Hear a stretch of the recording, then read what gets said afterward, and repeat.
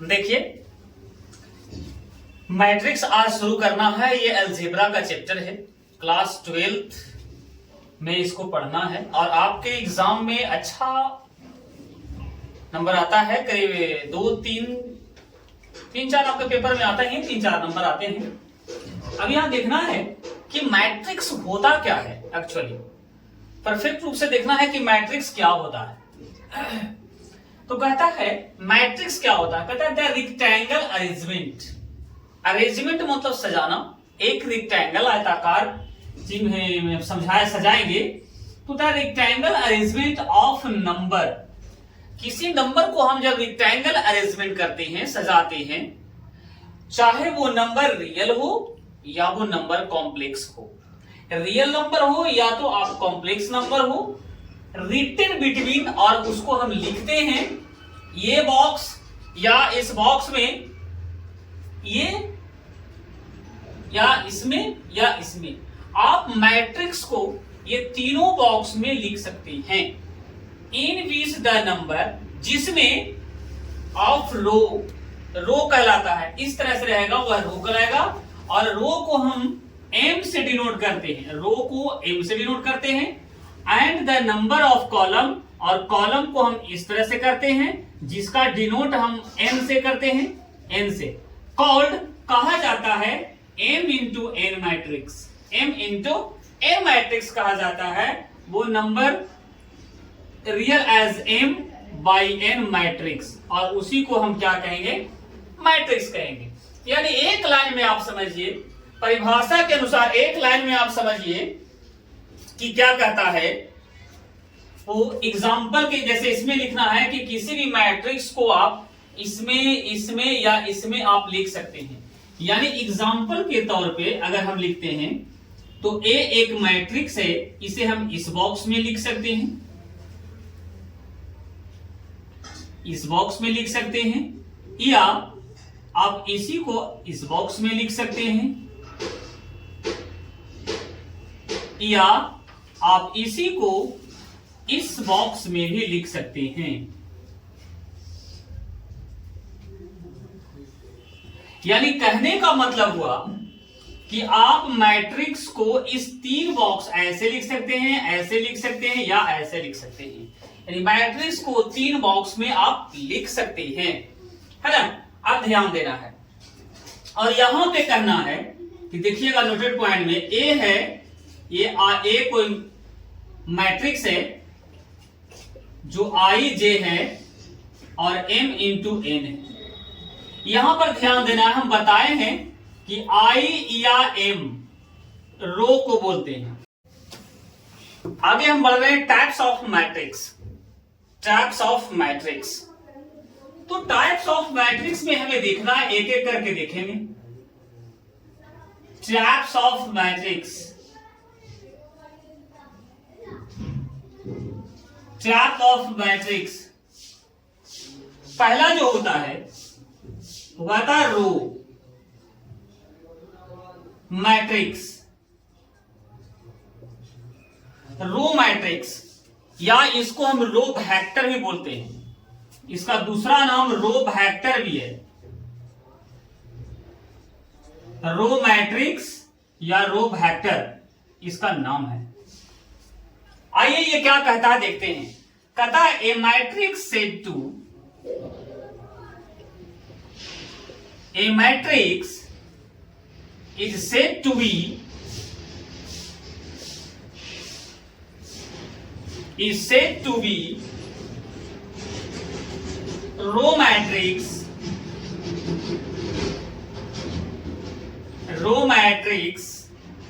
if it contains only one column, if it contain only one column, only one row होगा, row matrix है तो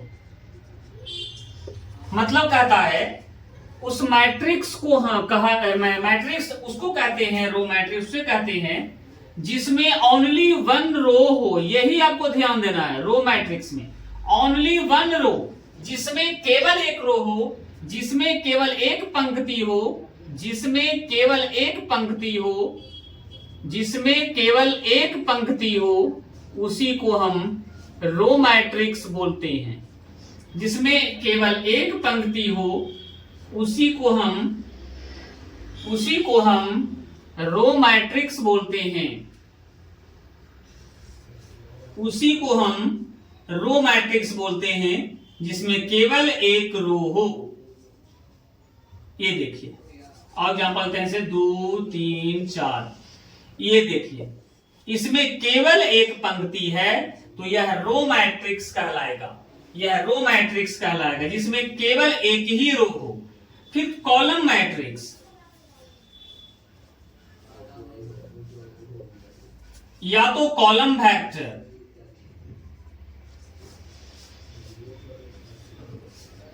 A matrix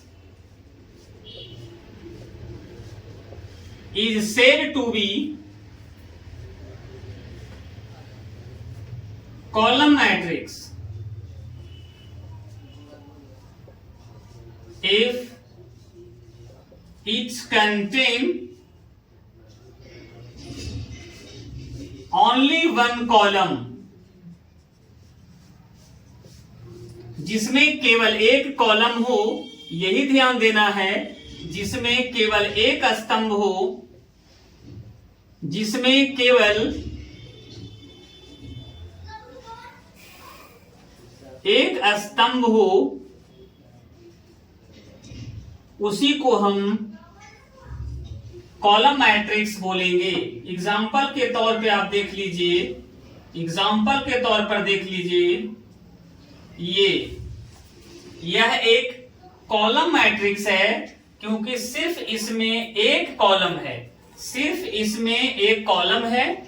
एक रो रहे तो वह रो मैट्रिक्स, और एक कॉलम रहे, ओनली वन कॉलम, एक कॉलम रहे तो वह कॉलम मैट्रिक्स होता है। नेक्स्ट, अगर आपको कहे कि आप कंस्ट्रक्ट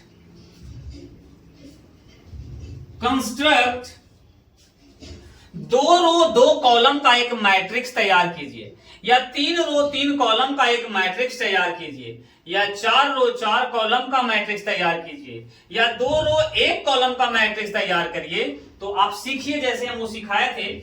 अगर कह दिया कि 2 रो 2 कॉलम का एक मैट्रिक्स तैयार कीजिए, तो देखिए, ध्यान से देखिएगा, एक मैट्रिक्स तैयार करना है, वह 2 रो 2 कॉलम होना चाहिए।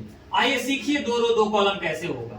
पहले हम बात कर रहा है कि पहले तो पहला रो पहला कॉलम होता है। फिर आगे बढ़ रहे हैं तो पहला रो में ही, देखिए पहला ही रो में है तो पहले रो लिख देना है, और कॉलम की संख्या 1 कॉलम, कॉलम की संख्या 2, तो 2 कॉलम भी होना चाहिए, लेकिन 2 रो भी होना चाहिए, तो पहले ही रो में है। अब हम आगे बढ़ जाएंगे, अब आगे बढ़ेंगे तो रो भी दूसरा शुरू हो गया, क्योंकि रो ऐसे होता है, ऐसे होता है। यह R1 है मतलब फर्स्ट रो, यह R2 है मतलब सेकंड रो। अब यहां पर दूसरा रो हो जाएगा, दूसरा रो चालू हो गया, लेकिन कॉलम की संख्या मेरा पहले ही होगा। अब यहां पर दूसरा रो चालू हो गया, लेकिन कॉलम की संख्या मेरा दूसरा हो गया। यही देखिए, यही यह तैयार हो गया 2 रो 2 कॉलम का एक मैट्रिक्स। अब अगर कह दे कंस्ट्रक्ट 3 रो 3 कॉलम का एक मैट्रिक्स तैयार करो, 3 रो 3 कॉलम का, तो हमें ध्यान देना है कि पहला रो पहला कॉलम, पहला रो दूसरा कॉलम, 3 कॉलम तो जाना है, पहला रो तीसरा कॉलम। देखिएगा 1 कॉलम 2 कॉलम 3 कॉलम है ना, लेकिन रो की संख्या क्या है, तो रो मेरा फर्स्ट ही रो है, ये R1 ही है मेरा रो। फिर यहां बढ़ेंगे तो दूसरा रो पहला कॉलम, दूसरा रो दूसरा कॉलम, दूसरा रो तीसरा कॉलम। फिर यहां से हम आएंगे तो तीसरा रो में आ गया, देखिए तीसरा रो चालू हो गया, और पहला कॉलम, तीसरा रो दूसरा कॉलम, और तीसरा रो तीसरा कॉलम। इस तरह से हमें मैट्रिक्स तैयार कर लेना है। और आगे आपको बोल दे कि कंस्ट्रक्ट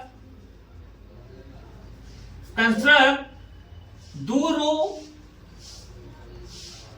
3 कॉलम का एक मैट्रिक्स तैयार कीजिए, यानी उसमें 2 रो होना चाहिए और 3 कॉलम होना चाहिए। इस पर भी ध्यान दीजिएगा, जब तक ये सब नहीं सीखिएगा चैप्टर नहीं बनेगा।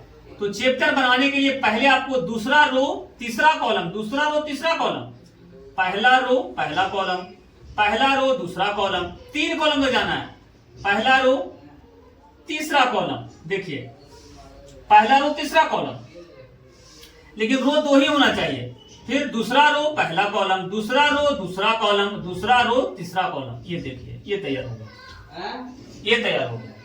ये देखिए इसमें ये पहला रो है यानी R1 है, ये दूसरा रो है ये R2 है। ऐसे हम बोलेंगे तो C1 बोलेंगे पहला कॉलम, ये C2 हो जाएगा दूसरा कॉलम, ये C3 हो जाएगा तीसरा कॉलम।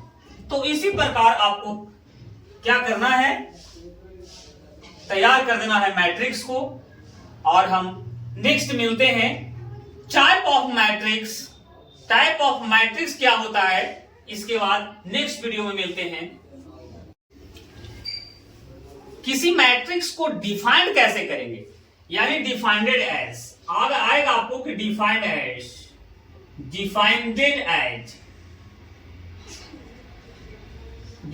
एज कैसे हम मैट्रिक्स को डिफाइन मतलब परिभाषित हम कैसे करेंगे कोई मैट्रिक्स को। तो यार देखिए मैट्रिक्स को परिभाषित कैसे करें, कोई मैट्रिक्स अगर दिया हो उसको हम कैसे निकालेंगे। तो सबसे पहले मैट्रिक्स में देखिए, मैट्रिक्स में 2 चीज होते हैं, मैट्रिक्स में रो होते हैं, देखना है मैट्रिक्स में रो होते हैं और मैट्रिक्स में कॉलम होते हैं, है ना। मैट्रिक्स में रो और कॉलम ये दोनों मिलकर के मैट्रिक्स वर्क तैयार करता है, रो और कॉलम मिलकर के मैट्रिक्स तैयार करता है।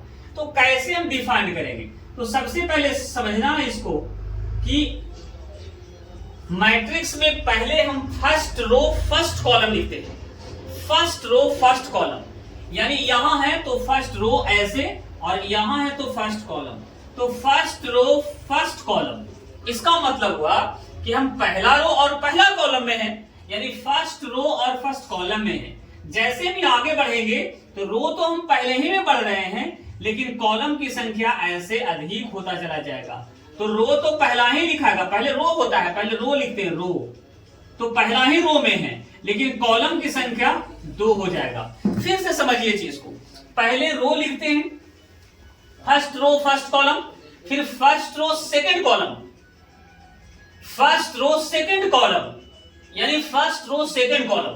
कैसे, तो रो तो फर्स्ट है, लेकिन फर्स्ट रो है, रो फर्स्ट है, ये फर्स्ट रो है, फर्स्ट रो फर्स्ट कॉलम, ये फर्स्ट रो सेकंड कॉलम। अब आगे बढ़ेंगे तो फर्स्ट रो थर्ड कॉलम बढ़ेंगे, फिर आगे बढ़ेंगे तो फर्स्ट रो में है और फोर्थ कॉलम में बढ़ेंगे, फर्स्ट रो है फाइव्थ कॉलम में। इसी प्रकार से ध्यान दीजिएगा, पहला रो पहला कॉलम, पहला रो दूसरा कॉलम, पहला रो तीसरा कॉलम, पहला रो चौथा कॉलम, पहला रो पांचवा कॉलम। इस तरह से हम बढ़ते चला जाएंगे पहले रो में, लेकिन कॉलम की संख्या बढ़ जाएगा, कॉलम 6 हो जाएगा, कॉलम 7 हो जाएगा। इस तरह ऐसे हम बढ़ते चल जाएंगे, फर्स्ट रो में ही रहेंगे, लेकिन एक समय ऐसा होगा कि फर्स्ट रो में पहुंचेंगे और कॉलम की संख्या n होगा, n कॉलम,